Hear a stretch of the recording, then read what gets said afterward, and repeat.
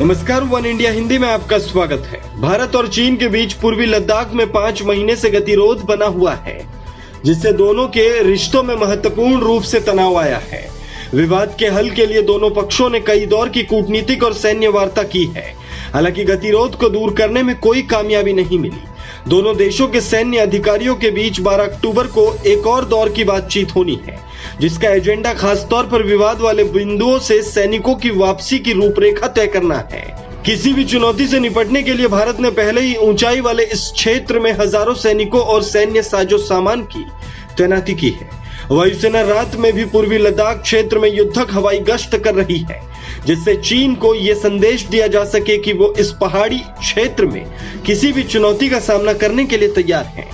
दोनों देशों के बीच 21 सितंबर को हुई आखिरी सैन्य वार्ता के दौरान दोनों सेनाओं ने सीमा पर और सैनिकों को नहीं भेजने, जमीनी स्तर पर एक पक्षीय तौर पर स्थिति को बदलने से बचने और मामले को और जटिल बनाने वाले किसी भी कदम से बचने जैसे उपायों की घोषणा की थी। इस बीच आगामी सर्दी के मौसम में भी लद्दाख में एलएसी पर डटे रहने के लिए पूरी तरह से भारतीय सेना तैयार है।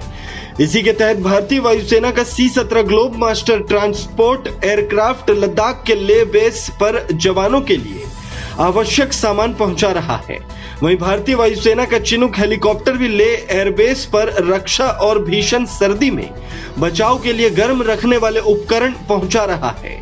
न्यूज एजेंसी ANI ने इससे संबंधित एक वीडियो जारी करके ये जानकारी दी है।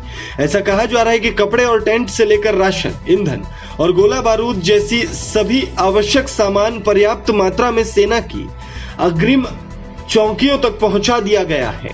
वायुसेना प्रमुख RKS भदौरिया ने चीन के साथ पूर्वी लद्दाख में चल रहे गतिरोध के संदर्भ में अभी कुछ दिन पहले कहा कि किसी भी खतरे का सामना करने के लिए भारतीय वायुसेना बेहद अच्छी स्थिति में है और देश के सुरक्षा परिदृश्य को देखते हुए सभी प्रासंगिक क्षेत्रों में काफी मजबूत तैनाती की गई है।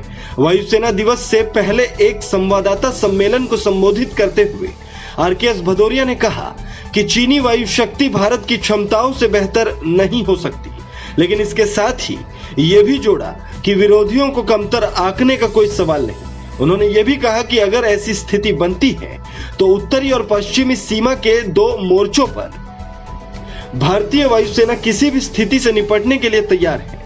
पूर्वी लद्दाख में स्थिति और क्षेत्र में चीन से संभावित खतरे के बारे में पूछे जाने पर वायुसेना प्रमुख ने कहा, आश्वस्त रहिए, किसी भी चुनौती से निपटने के लिए हमने मजबूत तैनाती की है। इस खबर में फिलहाल इतना ही। तमाम अपडेट्स के लिए बने रहिए वन इंडिया हिंदी के साथ।